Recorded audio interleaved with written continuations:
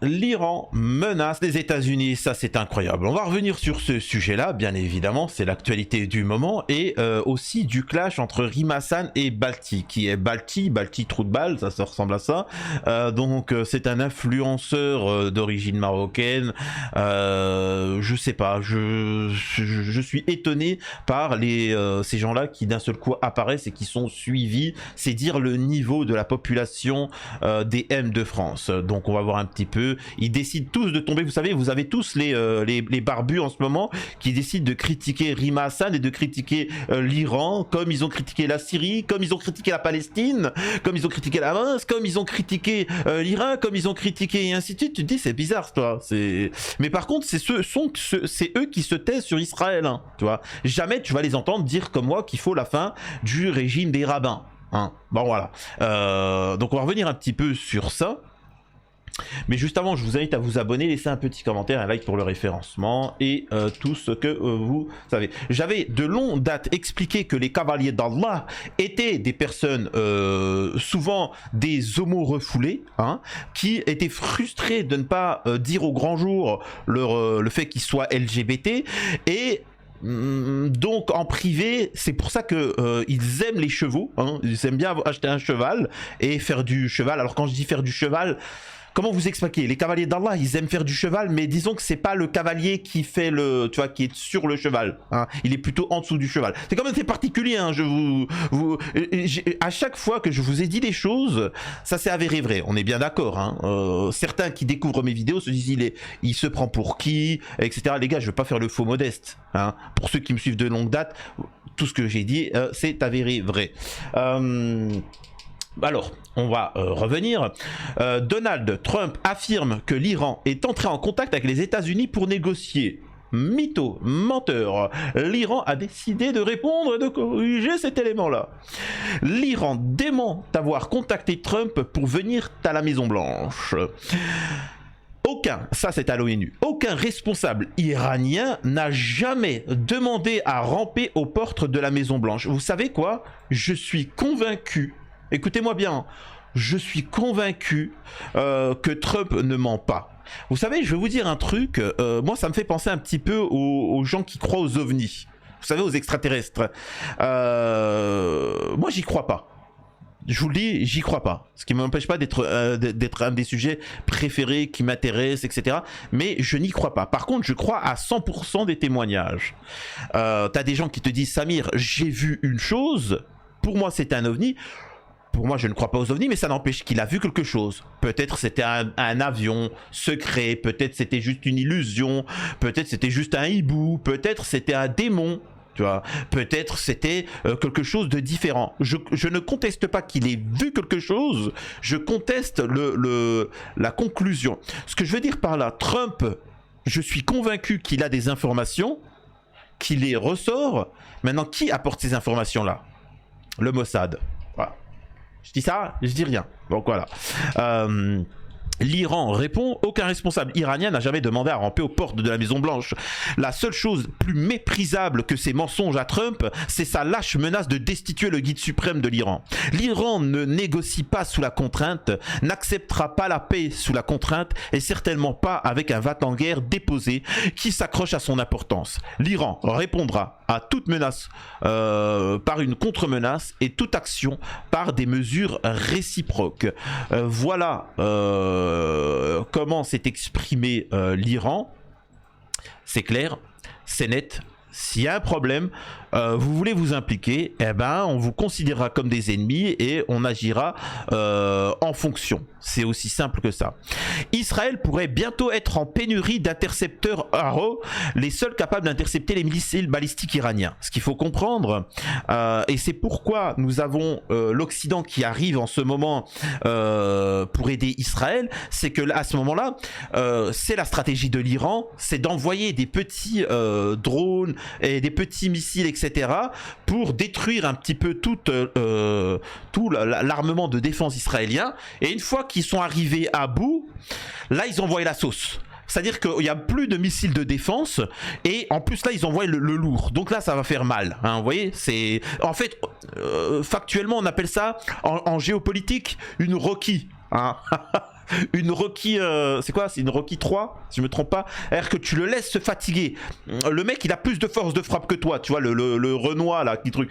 Donc il va taper. Toi, le but c'est d'encaisser. Tu sais très bien qu'à la longue, il va se fatiguer. Il se fatigue et là, tu le travailles au corps, tu vois, au foie.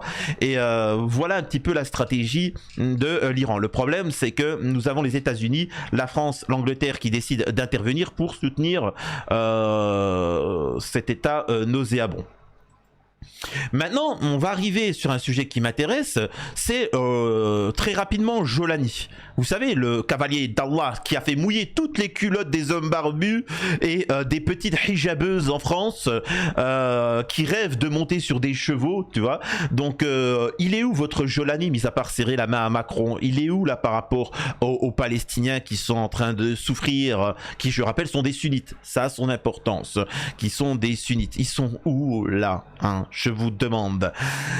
Nulle part. Voilà. Donc, nous avons un influenceur qui s'appelle Balti, qui, en voyant en panique, voyant que Israël est en train d'être attaqué par, la riposte iranienne, décide d'attaquer Rima Hassan. Écoutez ce cavalier d'Allah s'exprimer. Rima Hassan.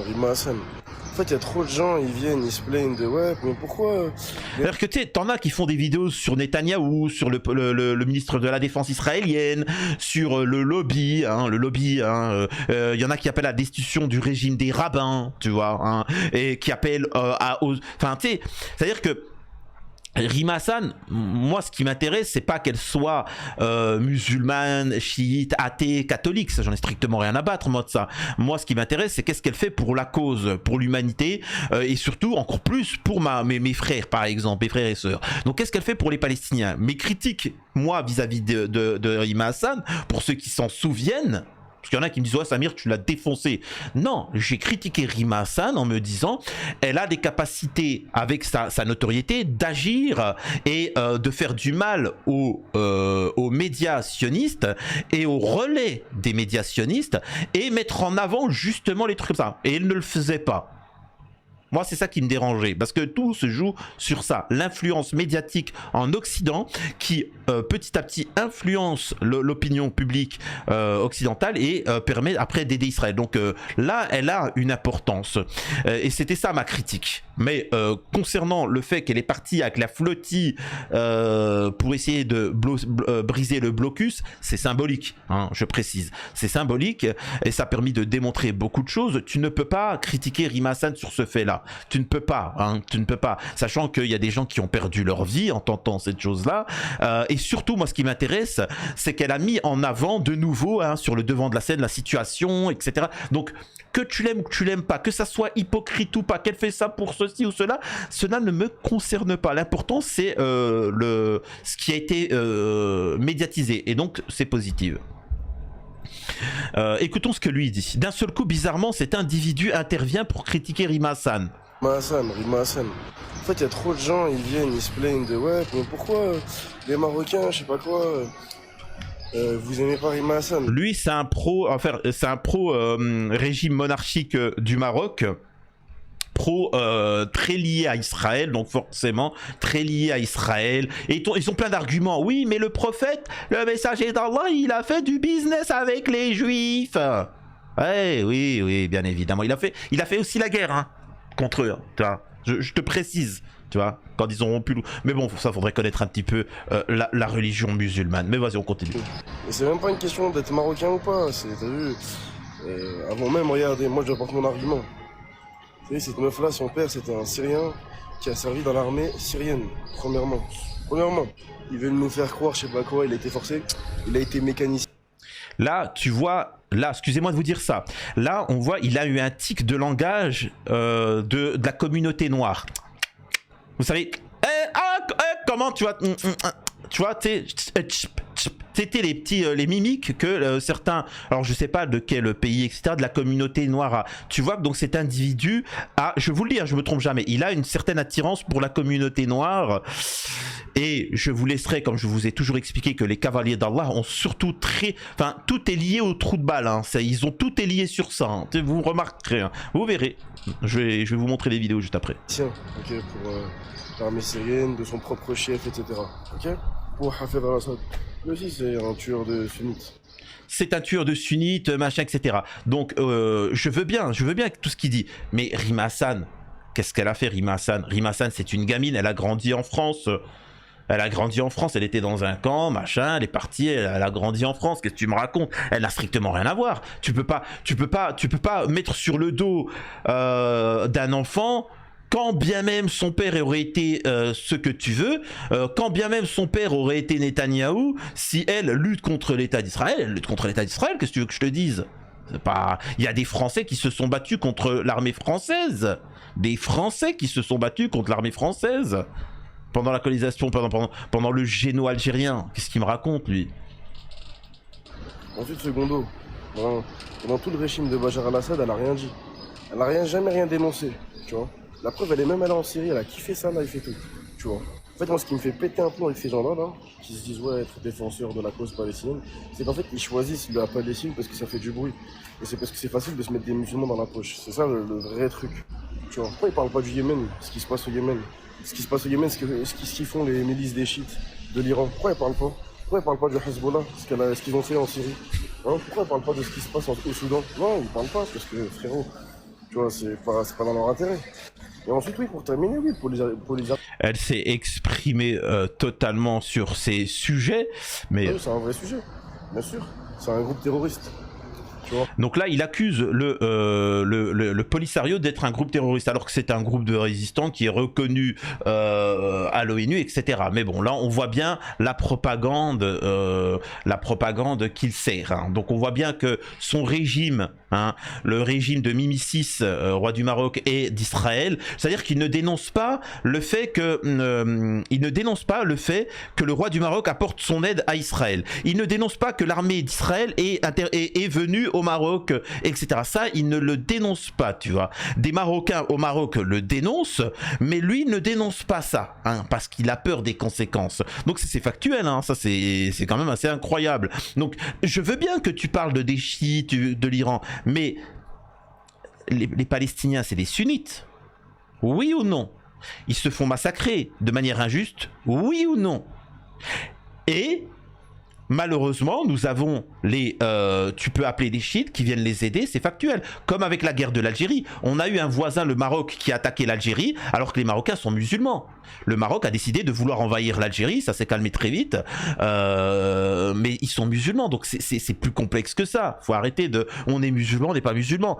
Des pays athées, comme la Russie, l'URSS, comme Che Guevara, comme des trucs comme ça, ou des catholiques sont venus aider l'Algérie, un pays musulman, contre qu'un autre pays musulman voulait envahir. Donc c'est trop simple de dire juste sunnite, musulman. Non, regardez l'Ukraine et la Russie, ce sont tous les deux des Slaves. On a la Russie, un slave avec un président slave qui est en conflit avec la Russie, l'Ukraine qui est un pays slave dirigé par un slave. Non, il est de quelle confession l'autre là, le Zelensky. Non, excusez-moi, renseignez-vous. On écoute la suite. Elle soutient sous prétexte un groupe libéral. C'est un groupe terroriste, ils ont fait des attentats. Tu vois. En fait, c'est ce qui me pose problème avec ces gens-là, là, c'est des hypocrites. Ils choisissent les causes qui leur arrangent, qui vont dans leur sens en fait. Enfin, qui arrangent l'opposition occidentale. Tout ce qui est russe, Chine, Iran, etc. Bon voilà. C'est ça qu'en fait, elles vont dans leur sens. L'opposition occidentale. Wow. C'est leur larabin. Moi j'aime pas ce genre de pion. Tout simplement. Ces gens-là, ils vous utilisent. Ces gens-là vous utilisent. Ils vous utilisent. Tu vois. Parce que tu les écoutes. Et tout ce qu'ils font, l'Iran, c'est clean. Hein. Alors, ils ont jamais dit que... justement, Rima Hassan a critiqué l'Iran. Elle a critiqué l'Iran à propos de... Elle a critiqué... Avant qu'il y ait le conflit, etc. Elle a critiqué, j'avais même fait une vidéo là-dessus. Donc c'est un mensonge pur et simple. Et c'est pas la question. C'est pas la question. Demain, la Turquie... Enfin, excusez-moi, Israël envahit la Turquie. Ouais, mais en Turquie, il y a des boîtes de nuit, il y avait des prostituées dans telle rue, hein. C'est pas très sunnite tout ça, hein. C'est pas très musulman, hein. Ouais, c'est vraiment le moment. C'est vraiment le moment, monsieur le cavalier d'Allah. C'est quand même, c'est particulier. Je le répète, tous les cavaliers d'Allah, ils aiment se prendre des trucs dans les fesses. Hein. Vous verrez, hein, c'est factuel, c'est évident, comme Jolani, comme toutes les milices Qaïda, État islamique, etc. Tous ces gens-là financés par Israël, ce n'est plus caché.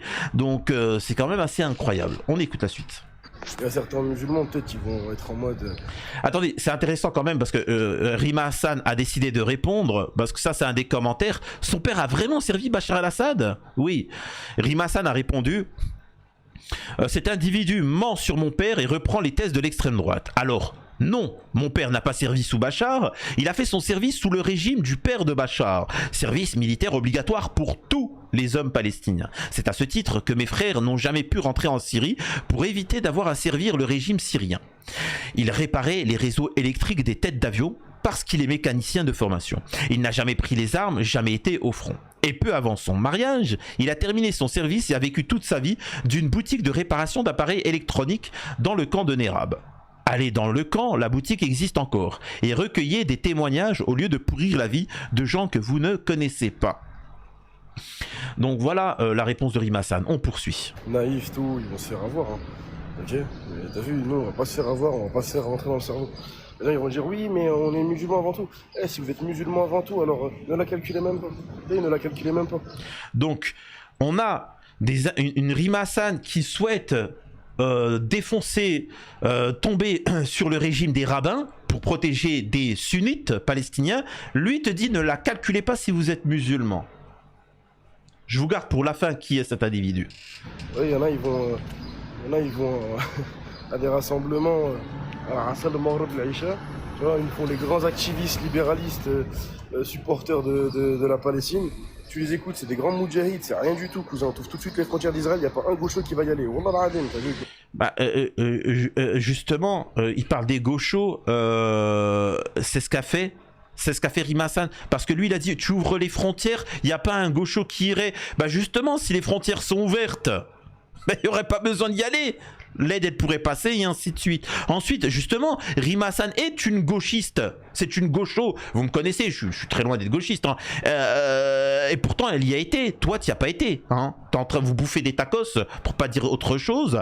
Elle y a été. Et c'est surtout que des gauchistes qui sont partis. Et ensuite, concernant l'Égypte, la marche, là, les caravanes des pays d'Algérie, Tunisie, etc., il y avait énormément de gauchistes dedans. Il y avait énormément de gauchistes pour cette marche-là. Donc voilà, encore une fois. Donc il y a une volonté de critiquer la gauche française, la France insoumise, parce qu'encore une fois, ils ont peur pour Israël et le lobby israélien. Donc voilà, donc ils utilisent tous leurs agents. Ils vont rien faire du tout. C'est plus dans la forme que dans le fond. Les seuls pour lesquels j'ai vraiment du respect. Bon là, il parle justement de cette caravane et ainsi de suite. Donc alors, qui est cet individu, ce fameux, ce qu'on appelle les cavaliers d'Allah, ok? Une meuf genre le... Donc âme sensible, s'abstenir, ok? En étant une meuf, genre le premier truc. Le premier truc, c'est me doiter. C'est me brûler la chatte. Moi quelqu'un qui me dit, Samir, tu ferais quoi si t'étais une meuf? Non, il n'y a pas de je ferais quoi, il n'y a rien. Je suis pas une meuf, je suis un mec, j'aime bien, je suis un homme, point, c'est tout. Ça c'est tout. Il n'y a pas de imagine. Il n'y a pas d'imagine. Non, je suis un homme, c'est tout. Mais c'est intéressant de savoir ce qu'il en est. Qu'est-ce qu'il ferait? Moi personnellement, si je me dis, si je suis une femme, c'est-à-dire que le mec il te dit oui mais réponds, bah non, je ferai rien du tout, c'est tout, tu vois, il y a un peu de dignité et de fierté. De toute façon, que tu sois un homme ou une femme, tu es pareil. T'as des hommes qui vendent leur boule, t'as des femmes qui vendent leur boule, t'as des femmes qui sont instruites, t'as des hommes qui sont instruits. Donc voyons voir lui ce qu'il dit. T'es fou, moi je suis une meuf, mais je me bousille la touche. Ou me prendre une bite, tiens, ça. J'aimerais prendre une bonne bite. Oh là là là là. Oh mon dieu. J'aimerais bien savoir ce que ça fait de se prendre une bite. Tu vois que ça le travaille. Je le répète et que je ne cesse de le répéter dans mes vidéos. Ça choque peut-être, machin, mais je ne me trompe jamais. C'est-à-dire que moi, on me tombe dessus, on me dit Samir, tu as dit ça de telle manière. Est-ce que j'ai raison ou pas? Tous les cavaliers d'Allah aiment se prendre des grosses... Alors quand je parle des cavaliers d'Allah, attention, hein, je parle des pseudo-cavaliers d'Allah de maintenant. Hein. Je parle... Encore une fois, c'est les surnoms, vous savez, c'est ceux qui ont dévoyé les surnoms. c'est à notre époque. Vous savez, c'est quand Israël a financé les groupes terreaux. Hein. Voilà. Avant, il y avait les gens avaient des surnoms en fonction de ce qu'ils avaient fait à la guerre, etc. Tu sais, c'était quelque chose de noble, tu vois. Et ensuite, c'est devenu, tu sais, c'est comme les, tu sais, c'est comme les médailles, les niveaux général d'armée, etc. La médaille du mérite, tu sais, des trucs de ouf, tu vois. Dans certains pays africains, le mec qui vient d'arriver au pouvoir, il a 150 000 médailles, tu sais, qui ne représente rien. Tu sais, ça n'a plus de valeur au final. Eh ben, c'est comme les surnoms. À notre époque, quand vous entendez les surnoms, ça n'a aucune valeur. Le cavalier d'Allah, le protecteur du riz, tu sais, ça n'a pas de valeur. Tu sais, le mec, voilà. Écoutez ce qu'ils disent. Oh, j'ai une grosse bite de 20 cm, sa mère, j'aimerais bien. Tu vois, j'aimerais bien. Tu sais, en fait, ils se confessent. Vous savez, souvent, ils se confessent comme ça. Ouais, si j'étais une femme, qu'est-ce que j'aimerais? Oh, me la prendre bien profonde. Voilà. Et après, salam alaikum, tawhid, tu sais, la salafia, c'est, tu sais, moi je connais la salafia. Et tu penses quoi du roi Mohamed VI qui a interdit de prendre le mouton, etc. pendant l'Eid, etc. Oh, ouais, tu critiques pas le... Ah ouais, d'accord. Et tu fais quoi concernant le musulman en Palestine sunnite qui se fait truquer? Hein? Pathétique. Ah oui, je pose mon cul sur internet, hein. Je fais de l'argent. Ah oui, j'ouvre un OnlyFans, je baise avec des grands blacks, des grands rebeux. Je le répète, c'est très important. Pourquoi il n'a... C'est-à-dire que il n'a pas dit « Oh, j'aimerais bien me... Tu sais, je me taperais des mecs ». Pourquoi il a bien précisé des blacks? Pourquoi directement des blacks? Tu vois, pourquoi? C'est pour ça aussi, moi, je parle aussi à la communauté noire. Parfois, ils se sentent visés par rapport à certains qui les critiquent. C'est parce qu'ils ont une focalisation sur vous. Ils ont un truc avec votre pénis, ils ont un truc, tu vois. Et c'est pour ça que vous, au lieu de les critiquer, il faut les comprendre. Ces gens-là ont un fantasme sur vous. Ils se rêvaient femmes et ils rêvaient de pouvoir, tu vois, officiellement sortir au grand jour. Là, ils sont obligés de se cacher, on va dire ça comme ça. Donc je répète, les cavaliers d'Allah, voilà ce que c'est. Je vais au convivium, je vais à la chasse, je me fais baiser comme une chienne. Voilà. Une meuf genre on est bien d'accord, hein. On est bien d'accord. Je vous l'avais toujours dit que les cavaliers d'Allah, les pseudo musulmans de France, etc. Ils avaient un problème avec le mouvement LGBT. Mais toi, c'était actif ou passif? Passif. Oui, bah, du coup, ouais, Bah, ça se voit. Là, il parle avec quelqu'un de la communauté, LGBT, et la question qu'il lui pose, d'ailleurs je sais pas pourquoi il lui parle, mais il lui dit t'es actif ou passif? Genre tu te la fais mettre ou tu la mets? Et regardez-le, oh il dégouline d'envie. Oh il dégouline d'envie. Oh il a la culotte qui est toute mouillée, regardez-le à gauche. Mais t'as déjà été actif? Jamais. Que passif, hein. Ouais. Je rappelle que Rima Hassan a risqué sa vie avec un bateau pour aller essayer de bloquer le blocus en Palestine. et elle se fait... C'est-à-dire que, vous savez, parfois on accepte de se faire critiquer, etc. Mais pas avec n'importe qui. On accepte de combattre avec quelqu'un, mais pas avec n'importe qui. Il y a une dignité à avoir. Mais lui, c'est-à-dire que Rima Hassan, là, se fait critiquer... par quelqu'un qui, son seul fantasme, c'est de se prendre des gros calibres. Et regardez ce qu'il lui dit. Ça fait mal, non? Non. Ah, mais ça fait mal, tu penses pas? Est-ce qu'on pourrait tester ensemble? Regardez. Regardez comment c'est dans le détail pour ceux qui connaissent un petit peu c'est pour ceux qui ne connaissent pas au niveau de la drague et ainsi de suite. Alors il y en a beaucoup, ils n'ont pas l'habitude de draguer comme ça des femmes, hein, je précise, draguer comme ça dans la rue, salut, ça va, machin. La manière dont elle sourit, dont elle regarde, dont elle va toucher ses cheveux, tout le rapport, tout ça a une importance. Tu sais si la meuf elle te kiffe, si elle a grave envie, si tu l'ennuies, ou si elle est un peu gênée, si elle a envie mais il y a quelque chose qui gêne, donc tu comprends qu'elle a envie mais peut-être elle est en couple avec quelqu'un, peut-être qu'il y a un truc, etc. Ou par exemple elle te regarde et qu'elle veut faire ta connaissance, elle veut te parler, mais elle est pressée parce que tout ça, t'as même pas besoin de parler, que tu peux le comprendre immédiatement dans la manière, tu vois. Pour ceux qui ont eu l'habitude de draguer dans le concret, hein, expérience de la fac où, croyez-moi, ça a été loin. Mais regardez, s'il vous plaît, très important, le visage, les yeux, les pupilles. Alors, vous n'allez pas le voir, mais la manière dont il cligne des yeux.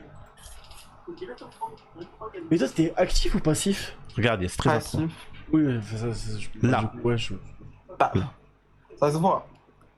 Là. Mais t'as déjà été actif? Jamais.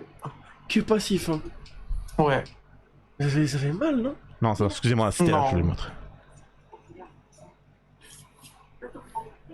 Mais toi, c'était actif ou passif?